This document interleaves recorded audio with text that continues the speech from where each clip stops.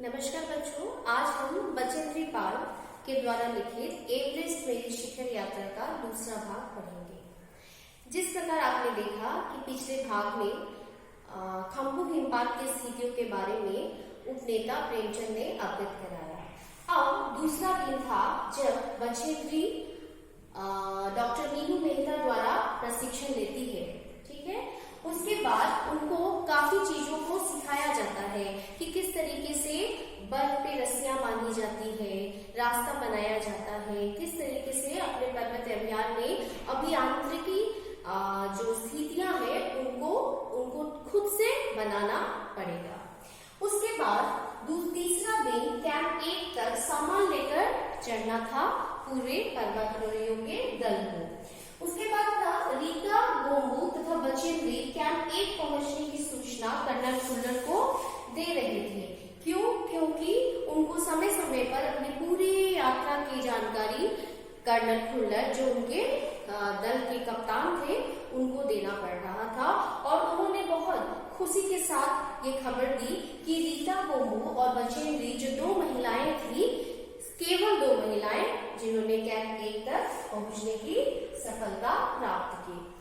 उस समय तक जब तक ये लोग कैंप 1 पहुंचे थे, आउंग दोरजी, लोब्सांग और गगन मिश्रा साउथ पोल पहुंच गए थे।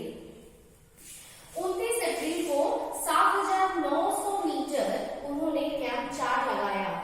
ये एक संतोषजनक प्रगति थी, अर्थात उनकी यात्रा आगे भी ऐसी ही हो इसकी वो कामना कर रही थी। 15 से 16 मई 1984 को लोहात्से की बर्फीली ढलान में कैंप 3 में थी बचेंद्री। 12:30 बजे का कुछ वक्त था। बचेंद्री अपने कैंप में तंबू में सो रही थी।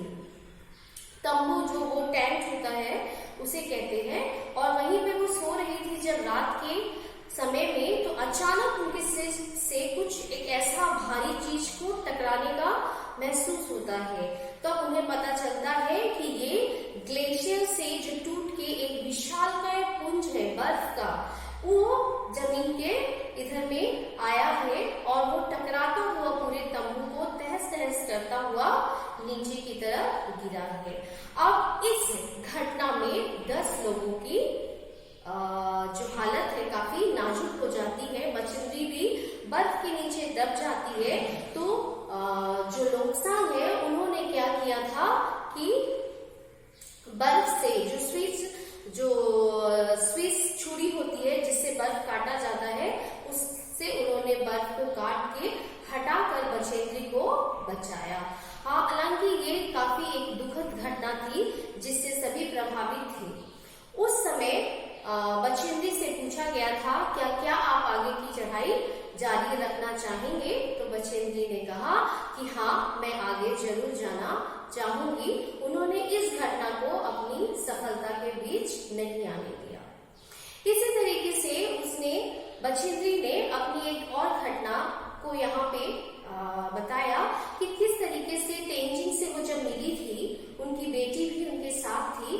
तो उन्होंने जब सबके साथ परिचय करा रहे थे तो बचेंद्री बोली कि मैं एक नौसिखिया हूँ, लेकिन तेंजिंग ने उनके मनोबल को बढ़ाते हुए कहा कि भले ही तुम एक नौसिखिया हो, लेकिन तुम एक पर्वतीय लड़की हो जो बहुत बहादुर होती है, तो जरूर तुम अपने इस अभियान में सफल होगी।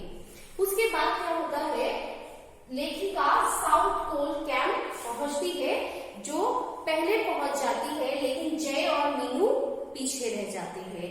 तो एक लेखिका जो थी वो पर्वतीय लड़की थी, उनमें जो जज्बा था वो काफी ऊपर था, उनका मनोबल काफी ऊंचा था, जिसके कारण उन्होंने अपने साथियों की मदद के लिए वो साउथ पोल पहुंचने के बाद भी नीचे उतर के अपने साथियों की मदद करने को ज्यादा अच्छा माना। आप देखेंगे किस तरीके से लेखिका पहले पहुंच के चाय पी के और चाय और जूस कुछ गरम करके अपने साथियों के लिए बना के वो नीचे उतरती है। तो जब नीचे जाती है तो देखती है सबसे पहले उन्हें मीनू मिलती है। मीनू कहती है कि अरे तुम फिर वापस क्यों आई अपने जान को जोखिम में डाल के? तो फिर जब आगे बढ़ती है तो जय मिलते हैं, और उसके बाद जब की उनको देखता है तो की हक्का बक्का रह जाता है। और तब उस समय लेखिका को कहते हैं तुम्हें अपने जान को जोखिम में नहीं डालना चाहिए। तो लेखिका कहती है नहीं, मैं एक पर्वतारोही हूँ और जो एक पूरे दल के साथ चलते हैं तो एक दूसरे की मदद की भावना जरूर होनी चाहिए। उसके बाद की हंसता है और थोड़ा सा जूस पीता है, फिर साथ चल देता है। जब तक ये लोग चलते हैं तब तक गगन मिश्रा भी नीचे की ओर उतर के आते हैं।